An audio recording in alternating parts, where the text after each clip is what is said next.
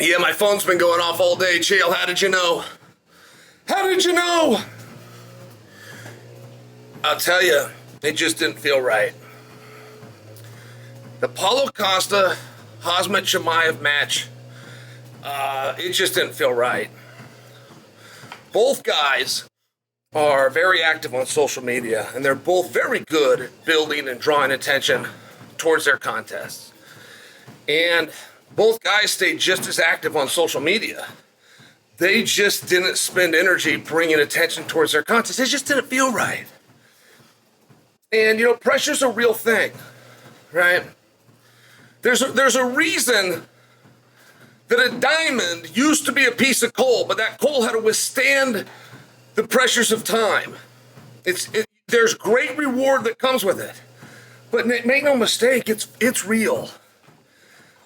I've never seen a fight in the history, I'm going back to 1993, that was more anticipated and dangled in front of us, the audience, longer. And that was the problem. That right there was the problem. It was the most anticipated match that we've ever known 6 months prior to it happening. And it's too long, and it put too much pressure. And then you have the speculation, you have the number one contender, and then you look at the main event, which no one cares about, so then you find out you're the main event. And while all of those things might be what somebody lays down at night and dreams of, it still puts a pressure, and it's a very unique situation. Then you have the contract dispute with Paulo Costa, get the contract work out. You have the fight in Salt Lake City against a Russian kickboxer, which ends up getting broken up, not because of illness or injury, because of a need to preserve Paulo Costa versus Khamzat Chimaev.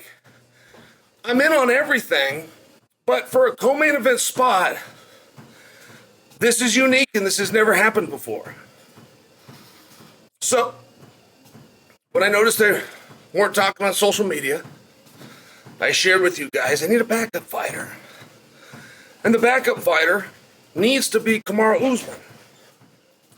That division needs a shot in the arm. You have some really excellent fighters, no doubt. But for the most part, they've already fought each other. Right? Adesanya went through everybody a couple of times.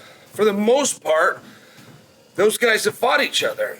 And Kamaru Usman not going up to 185 and taking on Chimaev. Right? Don't forget, that was offered. That was on the table for a while. Kamaru Usman was the one pushing for it. He just didn't want to do it at 185 pounds. He wanted to do it at 83 or even 84 and a half. Anything but 85. And I tried to explain to you guys the reason for that. It wasn't the size. He would have gone and done it at 188 pounds. It wasn't the size. He didn't want to do it at middleweight because he didn't want to become the number one contender. He didn't want to be the number one contender because he didn't want to be put in a position where he could potentially fight Adesanya. And we all got it. That was an honorable thing that those guys had going there. So, going back to Kamaru Usman, I suggested this for you guys weeks ago. I suggested this 2 days after Strickland took the belt off Izzy. I said, hey, you need a backup fighter. You got a big problem in your co-main event. Those guys are not wanting to do the fight. Neither one of them wants to do the fight. One of them's going to blink.